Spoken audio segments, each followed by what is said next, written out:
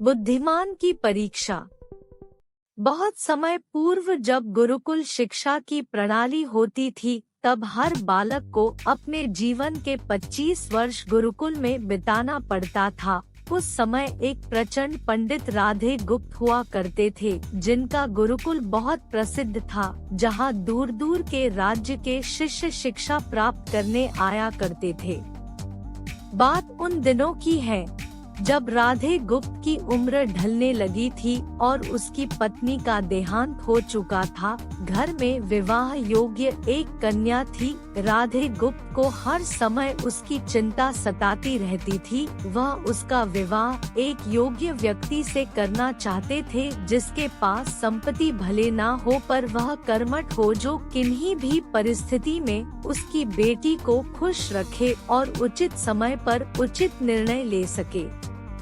एक दिन उनके मस्तिष्क में एक ख्याल आया और उन्होंने इस परेशानी का हल सोचा कि क्यों ना वो अपने खुद के शिष्यों में से ही योग्य वर की तलाश करे। उनसे बेहतर उनकी बेटी के लिए और क्या हो सकता है।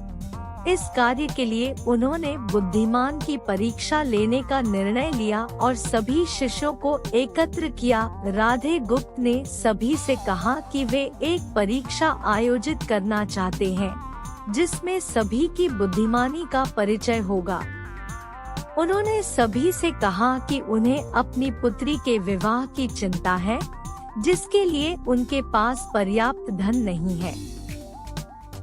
इसलिए वे चाहते हैं कि उनके शिष्य विवाह में लगने वाली सभी सामग्री कैसे भी करके एकत्र करे।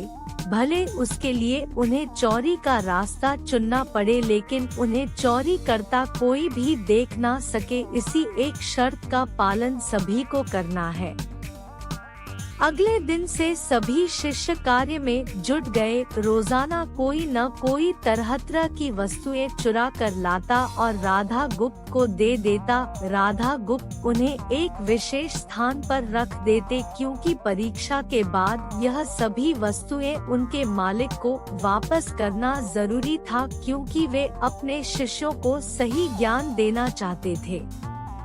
सभी शिष्य अपने अपने दिमाग से कार्य कर रहे थे, लेकिन इनमें से एक चुपचाप गुरुकुल में बैठा हुआ था, जिसका नाम रामास्वामी था। वह राधा गुप्त का सबसे करीबी और होनहार छात्र था। उसे ऐसा बैठे देख राधा गुप्त ने इसका कारण पूछा। तब रामास्वामी ने बताया कि आपने परीक्षा की शर्त के रूप में कहा था कि चोरी करते वक्त इसे कोई ना देख सके। इस प्रकार अगर हम अकेले में भी चोरी करते हैं, तब भी हमारी अंतरात्मा उसे देख रही है।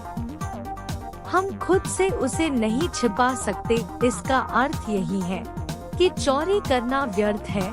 उसकी यह बात सुन राधा गुप्त के चेहरे पर खुशी छा जाती है। वे उसी वक्त सभी को एकत्र करते हैं और पूछते हैं कि आप सब ने जो चोरी की, क्या उसे किसी ने देखा? सभी कहते हैं नहीं। तब राधा गुप्त कहते हैं कि क्या आप अपने अंतर्मन से भी इस चोरी को छिपा सके? सभी को बात समझ आ जाती है और सबका सिर नीचे झुक जाता है, सिवाय रामास्वामी के। राधा गुप्त रामास्वामी को बुद्धिमानी की परीक्षा में अव्वल पाते हैं और सभी के सामने कहते हैं कि यह परीक्षा मेरी पुत्री के लिए उचित वर तलाशने के लिए रखी गई थी। इस प्रकार मैं रामास्वामी का विवाह अपनी पुत्री के साथ तय करता हूँ। सभी खुशी से झूम उठते हैं, साथ ही चुराई हुई हर एक वस्तु को उसके मालिक को सौंप विनम्रता से सभी से क्षमा मांगते हैं। कहानी से हमें यह सीख मिलती है, बुद्धिमानी की परीक्षा से यही शिक्षा मिलती है कि कोई भी कार्य अंतर्मन से छिपा नहीं रहता और अंतर्मन ही मनुष्य को सही राह दिखाता है। इसलिए मनुष्य को किसी भी कार्य के सही गलत के लिए अपने मन को टटोलना सबसे जरूरी है।